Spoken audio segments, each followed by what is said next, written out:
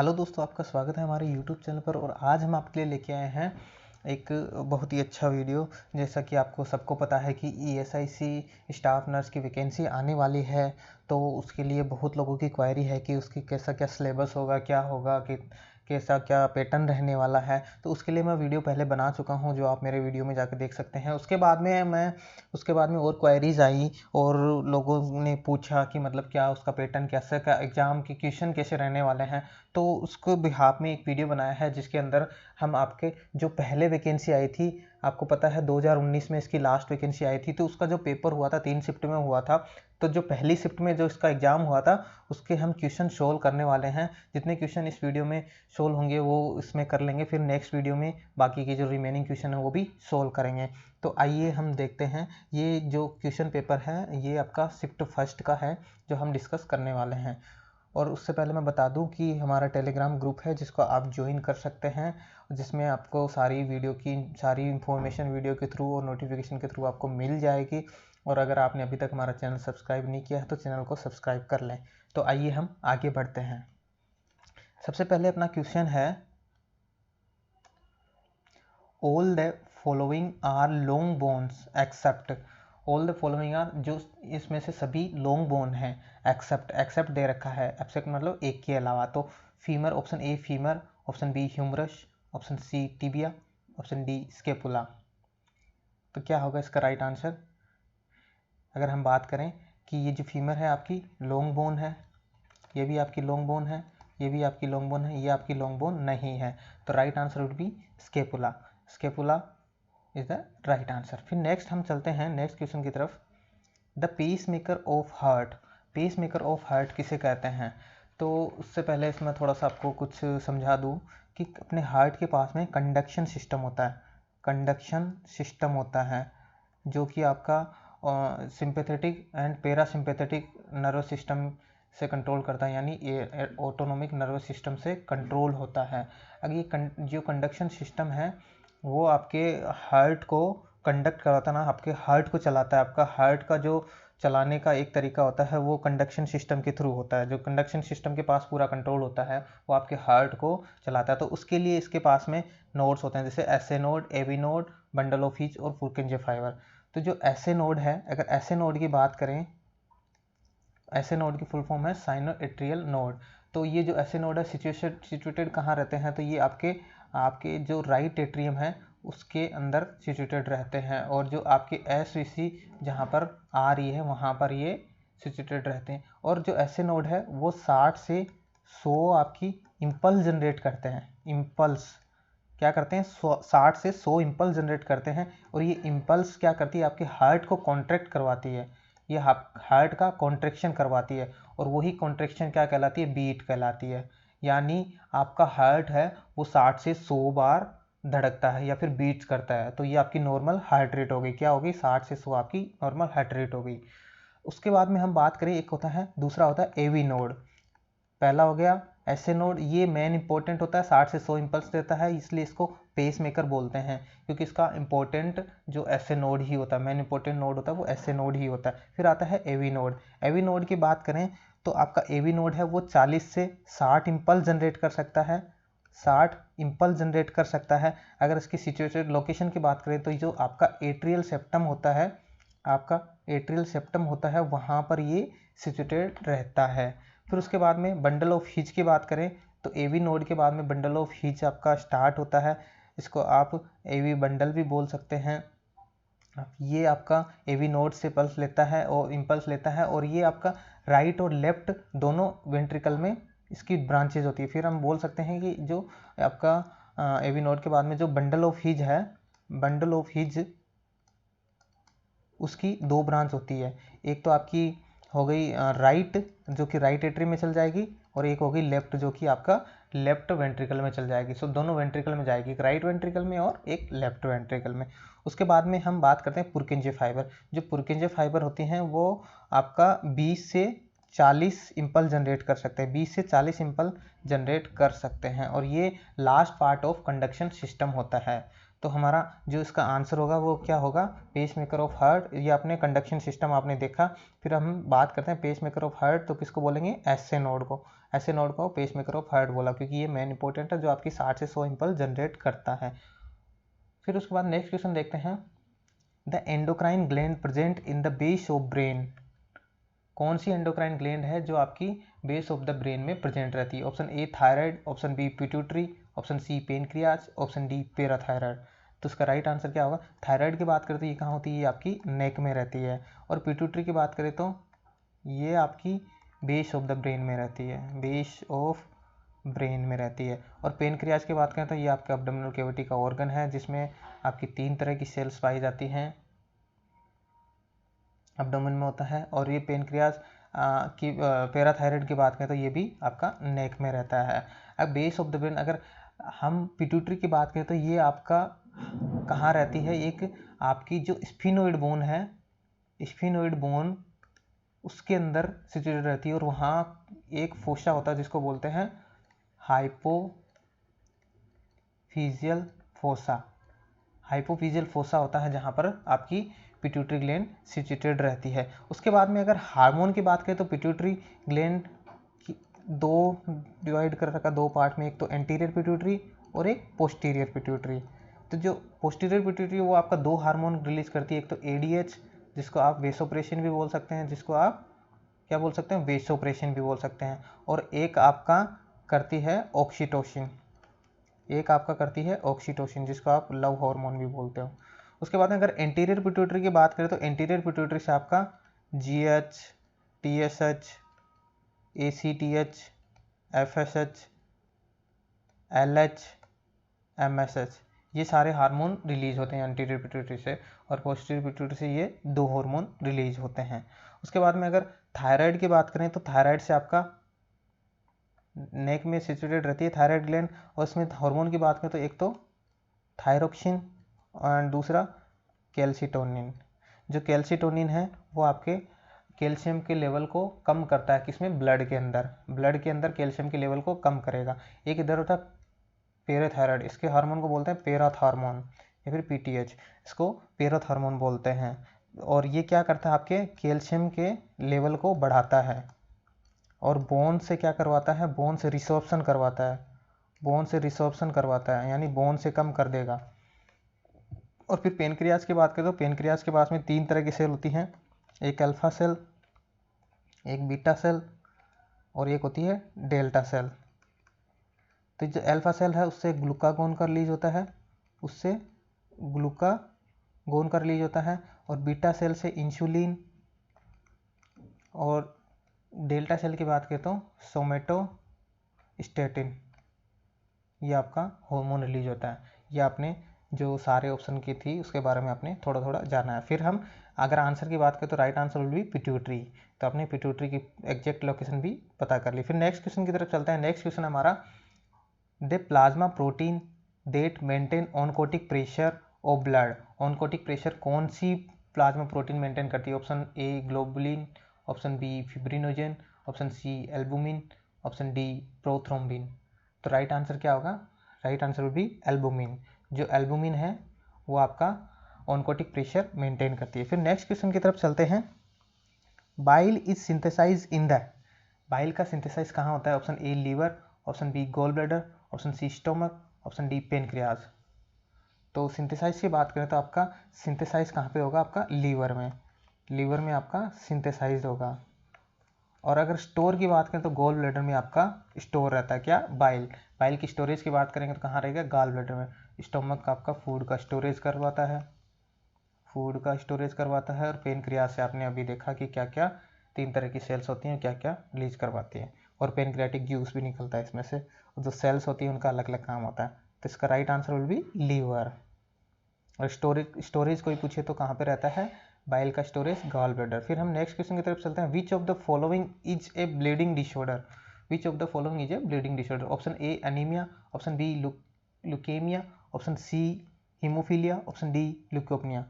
तो right answer क्या होगा, अगर हम ब्लड डिसऑर्डर की बात करें तो ये भी ब्लड डिसऑर्डर है, ये भी ब्लड डिसऑर्डर है, ये भी ब्लड डिसऑर्डर है और ये भी ब्लड डिसऑर्डर, ये चारों ब्लड डिसऑर्डर। लेकिन हम ब्लीडिंग डिसऑर्डर की बात करें तो हीमोफीलिया आएगा। Right answer will B haemophilia, क्योंकि ये आपके ब्लड का क्लॉट फॉर्मेशन नहीं होने देगा, क्लॉट फॉर्मेशन नहीं होने देगा। तो हम बोल सकते हैं कि ब्लीडिंग डिसऑर्डर है वो आपका हीमोफीलिया है, बाकी सब ब्लड के डिसऑर्डर जरूर है।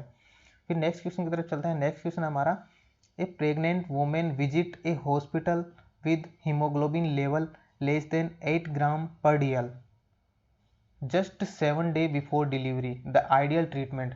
आपके पास एक प्रेग्नेंट लेडी आई है हॉस्पिटल में और उसका हीमोग्लोबिन 8 ग्राम पर डीएल है और 7 दिन बाद उसकी ईडीडी है, यानी 7 दिन बाद उसकी डिलीवरी होने वाली है। तो उसका आइडियल ट्रीटमेंट क्या होगा? Option A oral iron tablet, option B injectable iron formulation, option C deworming the mother, option D giving blood transfusion. तो राइट आंसर क्या होगा यहाँ पे? देखो, अगर आप उसको ओरल टेबलेट दोगे तो इतना जल्दी 7 दिन के अंदर हीमोपोइसिस पॉसिबल नहीं है कि आप उसका हीमोग्लोबिन है वो मेंटेन कर पाओ, नहीं हो सकता, कोई भी इंजेक्टेबल फॉर्म में भी पॉसिबल नहीं है। तो आप वहाँ पर क्या करोगे? ब्लड ट्रांसफ्यूजन करोगे। Only the option is blood transfusion, blood transfusion is the only option. तो आप क्या करोगे वहाँ पर? Blood transfusion. फिर नेक्स्ट क्वेश्चन की तरफ चलते हैं। The most common complication of a patient on insulin therapy, क्या होगा कॉम्प्लिकेशन? कोई पेशेंट इंसुलिन थेरेपी भी चल रहा है तो उसका मोस्ट कॉमन कॉम्प्लिकेशन क्या देखने को मिलेगा? Option A hyperglycaemia, option B hypoglycaemia, option C hypernatraemia, option D hyperkalaemia. तो क्या होगा right answer? Right answer will be hypoglycaemia. देखो क्या होता है, जब इंसुलिन चल रही होती है तो इंसुलिन की डोज क्या रहती है? ऑलमोस्ट आपकी फिक्स रहती है, इंसुलिन डोज रहती है वो फिक्स रहती है। तो उसके बाद में जब अगर इंसुलिन दे दिया, अगर उसके बाद में अगर फूड नहीं खा रहा है, अगर पेशेंट फूड नहीं खा पाता है या फिर कोई भी आपकी ग्लूकोज लेवल को बढ़ाने वाला कुछ भी अगर कुछ नहीं लिया, उसने कुछ भी प्रोडक्ट नहीं लिया, तो उसमें उस कंडीशन में क्या होगा? उसमें हाइपोग्लाइसेमिया की हो जाएगी, क्योंकि इंसुलिन क्या करेगी? आपके ग्लूकोज लेवल को कम कर देगी और आपने कुछ लिया है नहीं तो आपका ग्लूकोज लेवल बढ़ने के अलावा कम हो जाएगा। तो ऐसी कंडीशन में आपको हाइपोग्लाइसेमिया देखने को मिलेगा।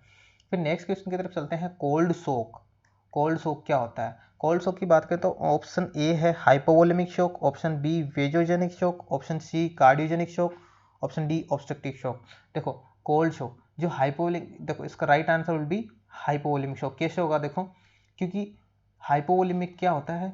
हाइपोवोलेमिया में हाइपोवोलेमिया हो जाता है। हाइपोवोलेमिया यानी जो आपका ब्लड वेसल्स है, ब्लड वेसल्स के अंदर हम बोल सकते हैं कि फ्लूइड या फिर ब्लड की कमी हो जाती है, ब्लड की कमी हो जाती है। तो उसकी वजह से आपको शॉक देखने को, क्योंकि आपका ब्लड होता है, ब्लड क्या करता है? आपके पूरी बॉडी में सर्कुलेट होता है और ये ब्लड जो आपकी बॉडी को वार्म रखता है, आपकी बॉडी को वार्म रखता है। अगर आपकी बॉडी में, आपकी ब्लड वेसल्स में अगर ब्लड ही नहीं है तो आपको वो वार्म नहीं रख पाएगा, आपको ब्लड वार्म नहीं रख पाएगा। इसकी वजह से आपकी बॉडी है वो पूरी कोल्ड हो जाएगी, तो आप उसको कोल्ड शॉक भी बोल सकते हैं। The right answer will be hypovolemic shock. फिर नेक्स्ट क्वेश्चन है, if the pulse rate is more than 100 पर minute is a condition called. अगर किसी की पल्स रेट 100 पर मिनट से ज़्यादा होगी तो उसको आप क्या बोलोगे? Option A bradycardia, option B tachycardia, option C hypopnoea, option D bradypnoea. तो राइट आंसर क्या होगा? तो इससे पहले मैं आपको बता दूं कि जो आपकी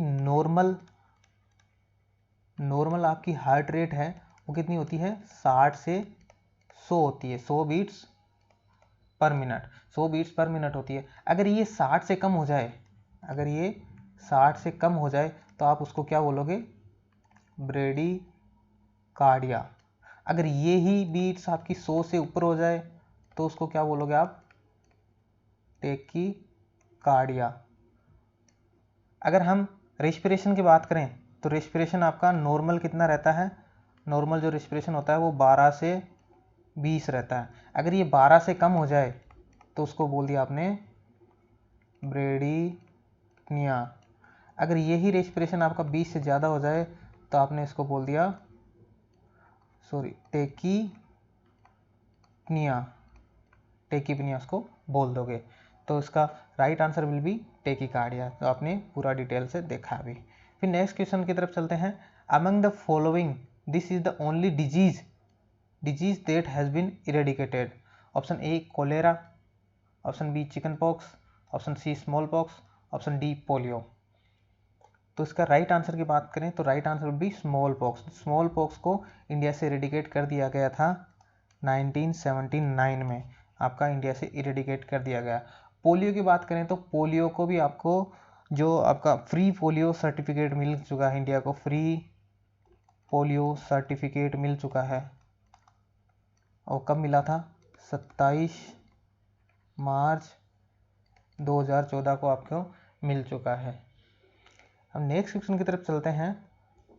tuberculosis is predominantly spread by. Tuberculosis predominantly किससे स्प्रेड होता है? तो option A vector, option B droplet, option C fomites, option D food. तो उसके राइट आंसर की बात करें तो right answer will be droplet. जो आपका ट्यूबरक्लोसिस है वो ड्रॉपलेट से फैलता है। अगर पॉजिटिव एजेंट की बात करें तो इसका पॉजिटिव एजेंट होता है मायोबैक्टीरियम ट्यूबरकुली। इसका कोज होता है बैक्टीरिया, ये कोज है इसका, बैक्टीरियल कोज है जो कि है मायोबैक्टीरियम ट्यूबरकुली। फिर नेक्स्ट क्वेश्चन की तरफ चलते हैं। Anaphylaxis to drug is treated by. अगर कोई ड्रग से एनाफ्लेक्सिस हो गया तो वो कैसे ट्रीट होगा? Option A oxygen administration, option B nebulisation, option C adrenaline injection, option D intravenous fluid. तो राइट आंसर क्या होगा? Right answer will be adrenaline injection. जो आपका एड्रेनलिन इंजेक्शन है उससे आप एनाफ्लेक्सिस ड्रग्स को ट्रीट करोगे। फिर नेक्स्ट क्वेश्चन की तरफ चलते हैं। Oral vaccine is used to prevent. क्या प्रिवेंट करने के लिए काम में लेता है? Option A tuberculosis, option B mumps, option C measles, option D polio. तो इसमें से इन सब वैक्सीन में बात करें तो ये सिर्फ एक ओरल है, ये सिर्फ ओरल वैक्सीन है जो कि पोलियो के लिए काम में लेते हैं। बाकी ये सारे पेरेंटल यूज हैं, सबक्यूटेनियस इनका रूट है इन दोनों का। इस तरह से अगर सिर्फ ओरल की बात करें तो पोलियो वैक्सीन है यहाँ पे ओरल। फिर नेक्स्ट क्वेश्चन है। Substance that neutralise bad odour are called as. ये देखो आपका फेवरेट क्वेश्चन है जो आप डेली रूटीन में काम में लेते हो। तो option A detergent, option B deodorant, option C germicides, option D antiseptic. तो राइट आंसर क्या होगा? राइट आंसर भी डिओडोरेंट, जो कि आप डेली निकलते नहीं हो जब तक आप लगाते नहीं हो। चलो ठीक है, नेक्स्ट क्वेश्चन की तरफ चलते हैं। Hospital dressing are best dispose by. Hospital जो ड्रेसिंग होती है उसको कैसे हम डिस्पोज करते हैं? बेस्ट मेथड क्या होगा? Option A burning, option B boiling, option C dumping, option D boring. तो right answer will be burning. Burning के अलावा आपको दूसरा ऑप्शन भी मिल सकता है इंसिनरेशन भी आपको ऑप्शन में मिल सकता है। तो right answer will be burning या फिर इंसिनरेशन। फिर नेक्स्ट क्वेश्चन की तरफ चलते हैं। Chickenpox is caused by. Chickenpox किससे होता है? Option A virus, option B bacteria, option C parasite, option D mosquito. The right answer will be virus. जो चिकन पॉक्स है वो वायरस से कोज होता है और वायरस का नाम है वेरिसेला जोस्टर। वेरिसेला जोस्टर कोज करता है आपके चिकन पॉक्स को। फिर हम नेक्स्ट क्वेश्चन की तरफ चलते हैं। नेक्स्ट क्वेश्चन है DPT vaccine protect against all except. जो आपकी डीपीटी वैक्सीन है वो सबके खिलाफ काम करती है एक के अलावा। तो option A diphtheria, option B polio, option C tetanus, option D pertussis. तो राइट आंसर क्या होगा? पहले हम डीपीटी की बात करते हैं। जो डीपीटी वैक्सीन है उसकी फुल फॉर्म होती है डिप्थीरिया, पर्टुसिस और टिटेनस, ये आपकी रहती है। तो इसमें डिप्थीरिया भी इंक्लूड है, टिटेनस भी है, पर्टुसिस है, यानी ये पोलियो नहीं है। तो right answer will B polio. Polio आपकी ओरल वैक्सीन से होती है प्रिवेंट। फिर नेक्स्ट क्वेश्चन की तरफ चलते हैं। The drug use to treat tuberculosis. कौन सी ड्रग है जो ट्यूबरकुलोसिस ट्रीट करने के लिए काम में लेते हैं? तो option A amoxicillin, option B chloramphenicol, option C rifampicin, option D ciprofloxacin. तो राइट आंसर क्या होगा? Right answer will be rifampicin. Rifampicin का साइड इफेक्ट क्या होता है? रेड यूरिन या फिर रेड या फिर ऑरेंज यूरिन, जो कि नॉर्मल है यूरिन। फिर हम नेक्स्ट क्वेश्चन की तरफ चलते हैं। नेक्स्ट क्वेश्चन है ORS मेनली कंटेन। ORS में क्या होता है? ORS की बात करें तो ORS में आपका मेनली सोडियम रहता है, सोडियम और ग्लूकोज रहता है। ऑप्शन ए दे रखा है इसमें sodium and fructose, option B sodium and glucose, option C calcium and glucose, option D calcium and fructose. अगर हम बात करें मेनली तो इसके अंदर आपका सोडियम एंड फ्रक्टोज रहने वाला है, सोडियम एंड ग्लूकोज रहने वाला, सॉरी। फिर नेक्स्ट क्वेश्चन की तरफ चलते हैं। Dengue fever is transmitted by mosquito of species.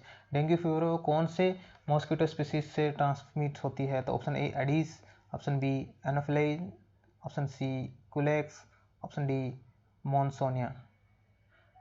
तो right answer will be Aedes. जो एडीज एजिप्टी है, एडीज एजिप्टी है, वो आपका डेंगू फीवर है वो ट्रांसमिट करती है। और अगर मलेरिया की बात करें, मलेरिया की बात करें तो कौन करता है? Female Anopheles, female एनाफिलेज।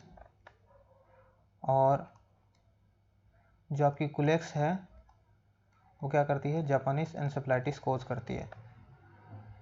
बोल सकते हैं कि जो जापानीज एन्सेफलाइटिस है वो होती है कुलेक्स मॉस्किटो से।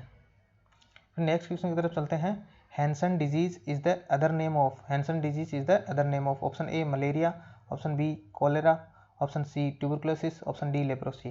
तो राइट आंसर क्या होगा?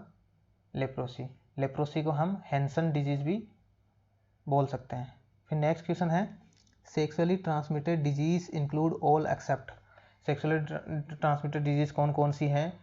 सभी होंगी एक के अलावा। Option A syphilis, option B gonococcal infection, option C AIDS, option D typhoid. तो क्या होगा इसमें? ये भी आपकी सेक्सुअल ट्रांसमिटेड है, ये भी आपकी सेक्सुअल ट्रांसमिटेड है, एड्स भी आपकी सेक्सुअल ट्रांसमिटेड है। जो टाइफाइड है वो आपकी सेक्सुअल ट्रांसमिटेड नहीं है, ये फीको ओरल रूट से होता है, फीको ओरल रूट से होता है आपका, और ड्रॉपलेट से होता है। ठीक है, ये आपका राइट आंसर भी टाइफाइड। फिर हम नेक्स्ट क्वेश्चन की तरफ चलते हैं। The instrument use to record blood pressure, blood pressure को रिकॉर्ड करने के लिए कौन सा इंस्ट्रूमेंट काम में लेते हैं? Option A algometer, option B sphygmomanometer, option C thermometer, option D aesthesiometer. तो राइट आंसर क्या होगा? राइट आंसर भी स्पिग्नोमेनोमीटर। अगर एल्गोमीटर की बात करें तो आपका पेन प्रेशर से प्रेशर पेन सेंसेशन आपका पता लगाता है एल्गोमीटर। और थर्मोमीटर आपका टेम्परेचर के लिए, टेम्परेचर मेजरमेंट के लिए काम में लेते हैं। और एस्थेशियोमीटर है जो आपका स्किन टैक्टाइल के लिए आपका काम में लिया जाता है। सेंसेशन, स्किन टैक्टाइल सेंसेशन के लिए काम में लिया जाता है। फिर अपना नेक्स्ट क्वेश्चन है Pap smear is use to diagnose.